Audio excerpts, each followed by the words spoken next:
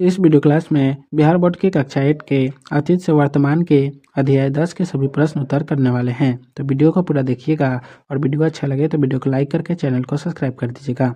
और इस क्लास का PDF टेलीग्राम पर मिल जाएगा, जिसका लिंक डिस्क्रिप्शन बॉक्स में है। तो चलिए वीडियो को शुरू करते हैं।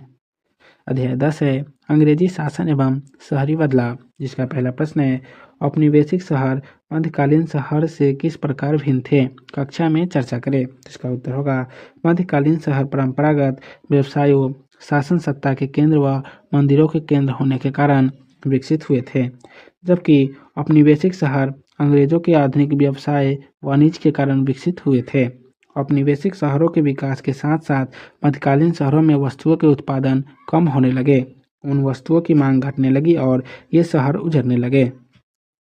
2 नंबर प्रश्न है भागलपुर एक व्यावसायिक शहर था, क्या आप इस विचार से सहमत हैं। इसका उत्तर होगा हाँ, मैं इस विचार से सहमत हूँ कि भागलपुर एक व्यावसायिक शहर था। यहाँ प्राचीन काल से ही तसर सिल्क का कपड़ा तैयार होता था, जिस कारण इसे सिल्क सिटी कहा जाता था। यहाँ के बने उत्कृष्ट व कलात्मक कपड़ों की मांग यूरोपीय देशों में भेजा जाता था, जहाँ इसकी बहुत मांग थी।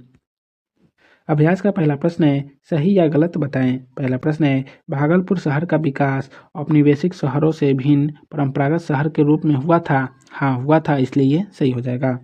दूसरा प्रश्न है मुस्लिम काल में भागलपुर शहर सूफी संस्कृति का केंद्र नहीं था, इसलिए क्या हो जाएगा, गलत हो जाएगा। 3 नंबर प्रश्न है 19वीं सदी में भागलपुर में बंगाली और मारवाड़ी समुदाय का आगमन हुआ। हाँ, हुआ, इसलिए ये सही हो जाएगा। 4 नंबर प्रश्न है भारत में आधुनिक शहरों का विकास औद्योगिकरण के साथ हुआ। हाँ, हुआ, इसलिए ये सही होगा। 5वां प्रश्न है प्रेसिडेंसी शहरों में गोरे और काले लोग अलग अलग इलाकों में रहते थे। हाँ, रहते थे, इसलिए ये सही होगा। 2 नंबर प्रश्न है निम्नलिखित के जोड़े बनाएं। पहला है प्रेसिडेंसी शहर, तो बम्बई, कलकत्ता और मद्रास। दूसरा है रेलवे शहर, तो बरेली और जमालपुर। तीसरा है औद्योगिक शहर, तो कानपुर और जमशेदपुर। 3 नंबर प्रश्न है रिक्त स्थानों को भरे। पहला है भागलपुर नगर पालिका की स्थापना डैश ईस्वी में हुई थी, तो 1864 ईस्वी में। दूसरा प्रश्न है भागलपुर में सिल्क कपड़ा उत्पादन का केंद्र डैश और डैश था, तो चंपानगर, नाथनगर और मोहल्ला था। 3 नंबर प्रश्न है भागलपुर में सांस्कृतिक गतिविधियों को बढ़ावा देने वाले प्रमुख संस्कृति कर्मी डैश थे, तो शरत चंद्र, असेंदु बाबू, हरिकुंज थे। चौथा प्रश्न है रेलवे स्टेशन कच्चे माल का डैश और आयातित वस्तुओं का डैश था, तो कच्चे माल का संग्रह केंद्र और आयातित वस्तुओं का वितरण बिंदु था। 5वां प्रश्न है कालजयी उपन्यास डैश की रचना शरत चंद्र चट्टोपाध्याय ने की थी, तो देवदास की रचना। आइए विचार करें का पहला प्रश्न है शहरीकरण से आशय क्या है। तो इसका उत्तर होगा व्यापारिक एवं राजनीतिक के कारणों से किसी क्षेत्र में होने वाले विकास एवं समृद्धि के उस क्षेत्र में शहरीकरण की प्रक्रिया शुरू हो जाती है। धार्मिक केंद्र के रूप में भी जब किसी क्षेत्र में आसपास के लोगों का वहां आकर बसना शुरू हो जाता है, तो उस क्षेत्र में शहरीकरण शुरू हो जाता है। किसी क्षेत्र में जब अमीर वर्ग एवं गरीब वर्ग दोनों रहते हैं, तो वहां व्यापार फलना फूलना शुरू हो जाता है, तो उस क्षेत्र में शहरीकरण की प्रक्रिया शुरू हो जाती है। 2 नंबर प्रश्न है 18वीं सदी में नए शहरी केंद्रों के विकास की प्रक्रिया पर प्रकाश डालें। तो इसका उत्तर होगा 18वीं सदी में शहरों की स्थिति में बदलाव आने लगा। राजनीतिक तथा व्यापारिक गतिविधियों में परिवर्तन के साथ पुराने शहरों पतनोन्मुख हुए और नए शहरों का विकास होने लगा। मुगल सत्ता के धीरे धीरे कमजोर होने के कारण शासन के संबंध शहरों का पतन होने लगा। नई क्षेत्रीय शासन केंद्र लखनऊ, हैदराबाद, सेरिंगापट्टम, पूना, नागपुर, बड़ौदा आदि नए शहर केंद्रों के रूप में स्थापित होने लगे। व्यापारी, शिल्पकार, कलाकार, प्रशासक तथा अन्य विशिष्ट सेवा प्रदान करने वाले लोग इन नए शासक केंद्रों की ओर काम तथा संरक्षण की तलाश में आने लगे। व्यापारिक व्यवस्था में परिवर्तन के कारण भी शहरी केंद्रों में बदलाव के चिन्ह देखे गए। यूरोपीय व्यापारी के कंपनियों ने मुगल काल में ही विभिन्न स्थानों पर अपने व्यापारिक केंद्र स्थापित किए, जैसे पुर्तगालियों ने गोवा में, डचों ने मछलीपट्टनम में, अंग्रेजों ने चेन्नई में, फ्रांसीसियों ने पांडिचेरी में। व्यावसायिक गतिविधियों में विस्तार के कारण इन व्यापारिक केंद्रों के आसपास शहर विकसित होने लगे। जब व्यापारिक गतिविधियां अन्य स्थानों पर केंद्रित होने लगी, तब पुराने व्यापारिक केंद्र और बंदरगाह अपना महत्व खोने लगे।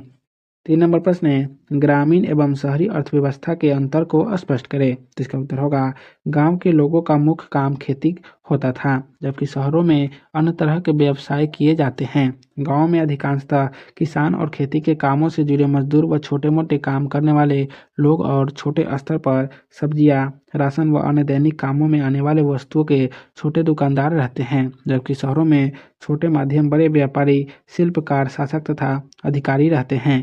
पहले अक्सर शहरों की किलेबंदी की जाती थी, जो ग्रामीण क्षेत्र से इलाके अलगाव को चिन्हित करती थी।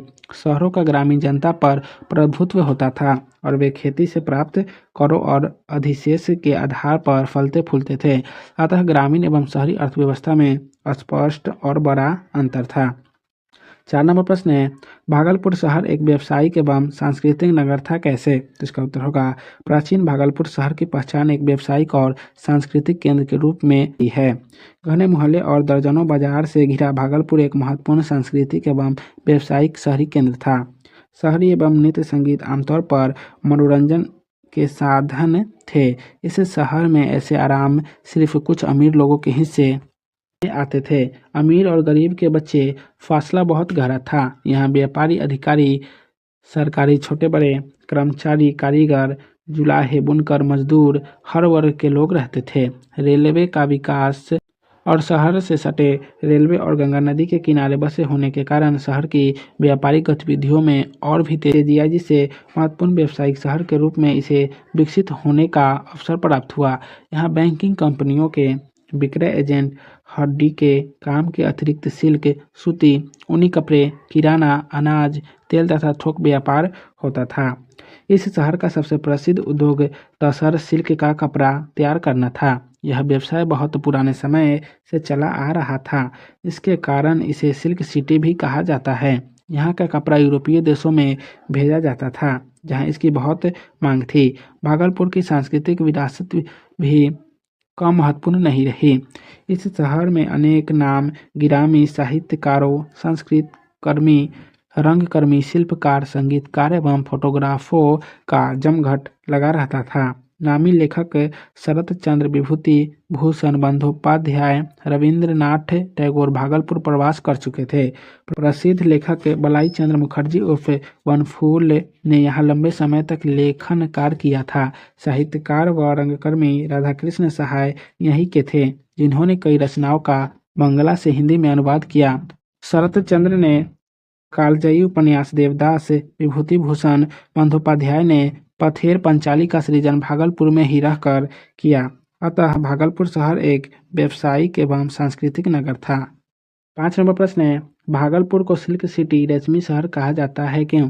तो इसका उत्तर होगा, भागलपुर शहर का सबसे प्रसिद्ध उद्योग तसर सिल्क का कपड़ा तैयार करना था। यह व्यवसाय यहाँ बहुत पुराने समय से चला आ रहा था, इसलिए इस शहर को सिल्क सिटी भी कहा जाता है। यहाँ 1810 में करीब 3275 करघे चल रहे थे। इस व्यवसाय का प्रमुख केंद्र चंपानगर और नाथनगर मोहल्ला था। रेशम और सूती की मिलावट से बाफ्टा तैयार किया जाता था। यहाँ का कपड़ा यूरोपीय देशों में भेजा जाता था। यहाँ इसकी बहुत मांग थी। इन्हीं कारणों से भागलपुर को सिल्क सिटी, रेशमी शहर कहा जाता था। 6 नंबर प्रश्न है, शहरों के सामाजिक के परिवेश को समझाएं। तो इसका उत्तर होगा, शहरों में कई तरह के व्यवसाय किए जाने से यहाँ हर वर्ग के लोग रहते हैं। शहर में व्यापारी, शिल्पकार, शासक, अधिकारी, कामगार, मजदूर, बुनकर, जुलाहे प्रायः हर वर्ग के लोग रहते हैं। पर वहाँ मुख्य तौर पर 3 वर्ग दिखते हैं। एक तो बहुत अमीर लोग जो शासन या व्यवसाय से जुड़े होते हैं। दूसरे मध्यम वर्ग जो शासन से जुड़े अधिकारी या कर्मचारी होते हैं। और तीसरे मजदूर या घरों में काम करने वाले कामगार और अन्य बेहद गरीब लोग। अमीर लोग सुविधा संपन्न घरों या आलीशान भवनों में रहते हैं, जबकि गरीब लोग झुग्गी झोपड़ियों में रहते हैं, जहां सुविधा बिल्कुल नगण्य होती है। कि इस वीडियो क्लास को यहीं समाप्त करते हैं, फिर मिलेंगे नेक्स्ट वीडियो में। तो आप सभी को वीडियो देखने के लिए बहुत बहुत धन्यवाद।